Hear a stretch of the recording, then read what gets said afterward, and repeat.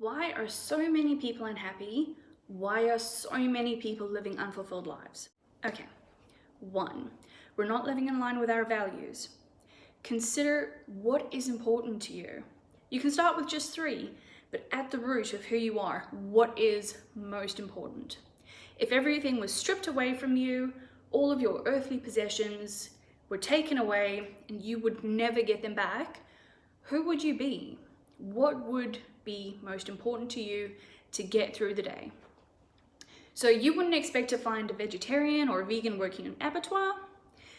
You wouldn't expect to find a musical genius working in an office job and loving it. And you wouldn't expect someone with high self-confidence to end up in an abusive relationship.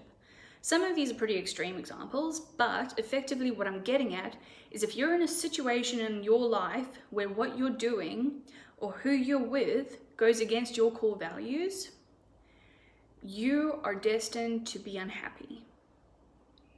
I've attached a worksheet below so you can download it and work on defining your core values. So for me, my values are finding the humor in every day, being compassionate, and continual self-development and growth. Okay, next, consider what are your goals? Do you have goals? I recently saw a comment on a motivational video where someone was talking about how having goals is stupid and it's so 90s or something like that. But let's just consider the importance of goals. If you have no direction in your life, no aiming point, no destination in your life, what do you do every day? If we're just going to work to pay bills, to buy stuff so that we can go on the latest holidays, that's okay, but don't you want something more? How much money do you want to have for retirement? How healthy do you want to be? How healthy do you want your relationships to be? Do you want to create a legacy that will inspire the next generation in your family, if not a legacy that extends beyond? I can assure you, anyone who is getting out there achieving great things has goals.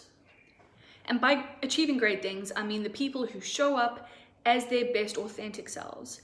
The parent working 2 to 3 jobs to put the kids through school, the stay-at-home parent who gets no sleep and has to show up for their kid every single day, the children that study by candlelight because their parents can't afford electricity and they want to become a doctor, the CEO or even the CFO who has to make sure that their business stays in business because they have a responsibility to not only show up for themselves, but to show up for their employees and make sure people still have jobs. If these people don't wake up every day without goals or drive or ambition, we would have no businesses to employ staff, we'd have no doctors or nurses or teachers or anything that helps us improve. So remember, goals are vital to living a great life. Next, gratitude. So everyone has fear that we're not enough in some way in life. We're not smart enough, we're not competent, we're not pretty, we fear things won't work out, we fear we won't be loved. But when you start practicing gratitude, and don't be fooled, you can't practice gratitude for 30 days in a row and expect to feel amazing and see abundance. But when you start practicing gratitude, it has to become where you live. You have to change who you are. You have to become a consistently grateful person. Be grateful for the time you had with the people while they were in your life. Be grateful for the lessons people have taught you, regardless of how, the relationship ended. Even if it's just taught you how you don't want to be treated. Be grateful for the people that are there for you every single day that we take for granted. Be grateful for the fact that you woke up this morning, because it's another opportunity to do better and to be better. So like Zig Ziglar said, it's not an alarm clock, it's an opportunity clock. Next, focus. As Tony Robbins said, where focus goes, energy flows. If we take a summary of every conversation you've had on any given day, would it be more positive or would it be more negative? What kind of tone are you using when you're having these conversations? Do you find people usually come over to you to complain? Do you see the negative in a situation far quicker than you see the positive? To help overcome it, think of it like a scale.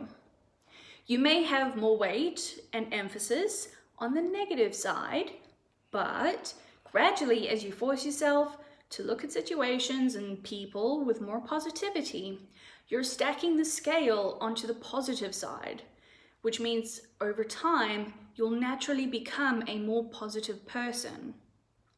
Basically, your mind has neural pathways that have developed over the years to help make your life more efficient. So in order to create new neural pathways, you have to become aware of what side of the scale you're on. To become super aware of your thoughts throughout the day, to reflect on the successful times where you caught yourself and you flip from being negative to positive. So I hope these tips help. If they do, please comment in the comments below. If you have anything to add, please feel free. And I definitely, want to see if this resonates with you guys. So please like and subscribe.